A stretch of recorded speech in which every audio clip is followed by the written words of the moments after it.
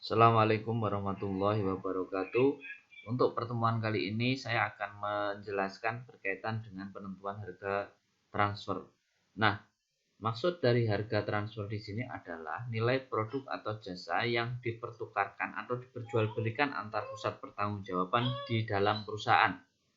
Hal ini berbeda dengan harga jual, yaitu nilai produk atau jasa yang dijual oleh perusahaan kepada eksternal. Jadi seperti ini. Penentuan harga transfer ini hanya terjadi pada satu perusahaan saja, ya. Jadi misalkan ada divisi A, divisi B, divisi C di dalam satu perusahaan, dia menjualnya hanya masuk di dalam sini aja. Divisi A menjual produknya ke divisi B. Dia tidak menjual kepada pihak luar. Kalau penentuan harga jual itu kemarin dijual ke pihak luar. Nah, dalam metode harga pokok transfer, ya, dalam metode penentuan harga transfer ini nanti teori-teorinya bisa teman-teman sendiri baca ya. Tapi saya langsung aja ke poinnya dalam perhitungannya bagaimana. Nah, dalam metode penentuan harga transfer itu ada 4 macam, ya. Yang pertama adalah metode harga pasar. Nah, ini yang menentukan harganya dengan menggunakan metode harga pasar. Yang kedua adalah metode harga pokok. Kemudian yang ketiga metode harga negosiasi, dan yang terakhir adalah metode administrasi. Kita akan membahas nanti harga pasar dan harga pokok. Untuk minggu depan kita akan membahas negosiasi dan metode arbitrasi. Nah, metode harga pasar ini, menurut metode ini, harga transfer ditentukan atas dasar harga pasar dari produk atau jasa yang dipertukarkan. Nah, metode ini umumnya digunakan pada organisasi yang menerapkan desentralisasi sehingga pusat pertanggungjawaban penghasil produk atau jasa atau divisi penjual mempunyai wewenang untuk menentukan atau menetapkan harga transfer. Jadi di sini dalam hal yang paling sederhana itu adalah perusahaan, ya, itu menentukan harga jualnya itu berdasarkan harga pasar. Misalkan, ya, dalam satu pasar itu harga contohkan aja lah spare part. Harga spare part pasaran itu harga 200 gitu ya. Jadi di sini dia menjualnya di dalam perusahaan pun dia menyesuaikan dengan harga pasar tersebut. Nah, tetapi ada kelemahan-kelemahan yang perlu diperhatikan juga nanti ya. Ya. Kelemahannya apa? Tidak semua produk atau jasa yang dipertukaran mempunyai harga pasar. Itu yang pertama. Yang kedua, mungkin saja terdapat beberapa macam harga pasar dari produk atau jasa yang dipertukarkan. Jadi misalkan satu wilayah, satu daerah harganya berbeda-beda. Dan yang ketiga, pengurangan harga pasar dengan biaya yang dapat dihindarkan menguntungkan bagi divisi pembeli. Jadi kan ada pengurangannya. Kalau kita menentukan harga pasar, ada pengurangannya pasti kalau kita dijual ke divisi satunya atau dalam perusahaan tersebut, divisi dalam satu perusahaan tersebut. Contohnya biaya iklan, biaya angkut, ya, kemudian biaya penjualan. Nah, ini bisa dihindari, ya. Dan tetapi ini menguntungkan bagi pihak divisi yang membeli. Nah, kita lihat contohnya aja langsung. Contoh, sebuah perusahaan mempunyai dua pusat laba, yaitu divisi M dan divisi N. Jadi di dalam satu perusahaan tersebut ada beberapa divisi, dan yang kita ceritakan dalam contoh ini ada divisi M dan divisi N. Divisi M menghasilkan 5.000 unit produk A yang dapat dijual kepada divisi N atau kepada pihak di luar perusahaan. Jadi divisi M ini menghasilkan 5.000 unit produk yang disebut dengan produk A. Ya. Nah, produk A ini bisa saja dijual kepada divisi N, tapi juga bisa dijual ke luar perusahaan. Nah, dengan harga pasar per unitnya adalah Rp200. Biaya produksi produk A terdiri atas biaya variabel per unit. Kita tidak akan menjelaskan biaya variabel meliputi biaya baku, biaya tenaga kerja, BOP-nya. Kita nggak jelaskan itu, tapi biaya variabel keseluruhan yaitu Rp80. Dan biaya tetapnya total yaitu Rp250.000. Biaya yang dapat dihindari jika produk A dijual kepada divisi N adalah ini yang saya jelaskan tadi, ya, pengurangan harga pasar ini. Potongan penjualan per unitnya Rp10. Ada potongan penjualan. Biaya iklan per unit Rp5. Biaya angkut dan komisi penjualan per unit masing-masing Rp2,5. Berarti ada dua biaya di sini, angkut dan komisi. Kalau di total 5 ya. Tapi kalau dikatakan di sini masing-masing 2,5. Ini yang sering terjadi kekeliruan ketika kita bikin soal. Dianggap bahwa 2,5 ini terdiri dari dua itu tersebut. Dua yaitu penjualan dan angkut. Bukan, tetapi angkut 2,5, komisi penjualan juga 2,5. Produk A di divisi N diolah lebih lanjut menjadi produk B dengan tambahan biaya pengolahan sebesar Rp300 per unit.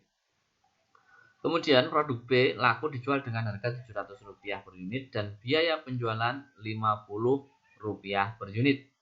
Nah, jika dari jumlah produk A yang dihasilkan 60% dijual kepada divisi N dan sisanya dijual kepada pihak luar, tentukan laba masing-masing divisi. Jadi kalau 60% itu dijual divisi N, berarti sisanya 40% dijual ke pihak luar. Nah, pembahasannya adalah sebagai berikut. Nah, perhitungan laba divisi, harga transfer atas dasar harga pasar yang dimodifikasi. Penjualannya adalah 5.000 unit, ini produk M ya. Dikali 40%, 40% ini dijual ke pihak luar dengan harga pasar yaitu Rp200. Maka hasilnya adalah Rp400.000. Jadi 40% dari 5.000 itu adalah berapa? Ya, Rp2.000. 2.000 dikali 200 hasilnya Rp400.000. Kemudian 5.000 dikali 60% atau 3.000 dikali Rp180 hasilnya Rp540.000. Loh, Pak, kok 180? Kan mengikuti dengan harga pasar seharusnya 200. Iya, tetapi di sini tadi ada beberapa potongan. Yang pertama adalah potongan penjualan Rp10, kemudian biaya iklan Rp5, kemudian biaya angkut dan komisi penjualan per unit masing-masing 2,5. Maka totalnya adalah di sini adalah Rp20. Nah, 200 dikurangi Rp20, maka hasilnya adalah 180. Oleh karena itu ini perhitungannya di bawah sebenarnya sudah ada ya. Maka hasilnya di sini adalah Rp540.000. Nah, ketika ditotal hasil penjualannya divisi M ini adalah Rp940.000. Kemudian di divisi N ini hasilnya berapa? Yaitu hasilnya 3.000 dikali 700. 3.000 adalah unit yang dihasilkan, 700 adalah harga jual produk B, bukan lagi produk A. Produk B. Ya. Maka di sini totalnya adalah Rp2.100.000. Nah, biaya produksinya ini masing-masing ya. Biaya produksinya adalah 5.000 dikali 80 ya, biaya variabelnya ditambah biaya tetap totalnya yaitu Rp250.000, maka hasilnya di sini adalah Rp650.000. Kemudian untuk divisi N yaitu Rp540.000, Rp40.000 ini harga perolehan ya dari divisi M. Nih, ini harga perolehan ya. Jadi modal perolehan itu modalnya yang dibeli dari divisi M tadi yaitu Rp540.000 ditambah 3.000 dikali 300, maka hasilnya di sini adalah Rp1.440.000. Kemudian biaya penjualannya masing-masing yaitu 2.000 ini yang di divisi M ya. 2.000 dikali 20, maka hasilnya adalah 40.000. Kemudian yang divisi N yaitu 3.000 unitnya yang dijual dikali 50, ini adalah biaya penjualan, bisa dilihat di soal ya per unit, maka hasilnya 150.000. Maka kalau ditotal semuanya yaitu 900 untuk divisi M Rp940.000 dikurangi Rp650.000 dikurangi lagi Rp40.000 hasilnya adalah Rp250.000. Kemudian kalau di divisi N yaitu hasil penjualannya Rp2.100.000 dikurangi biaya produksinya adalah Rp1.440.000, kemudian dikurangi lagi adalah biaya penjualan Rp150.000, totalnya adalah Rp510.000. Nah, kalau dihitung secara total di sini hasilnya adalah 760. Nah, dari 4 metode tersebut maka hasilnya akan sama ya. Kemudian yang kedua ya, yaitu metode harga pokok.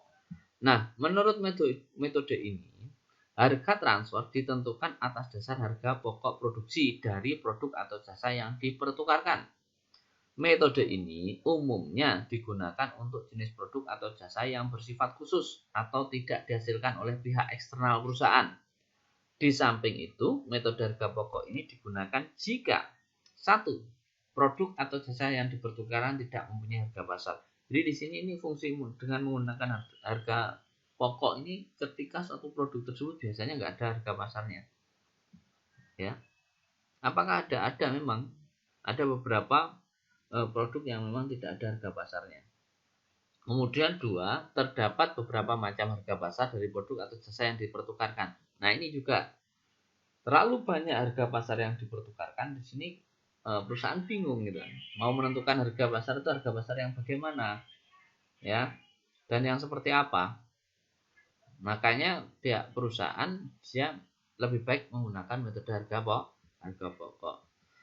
Kemudian selanjutnya contohnya adalah sebagai berikut.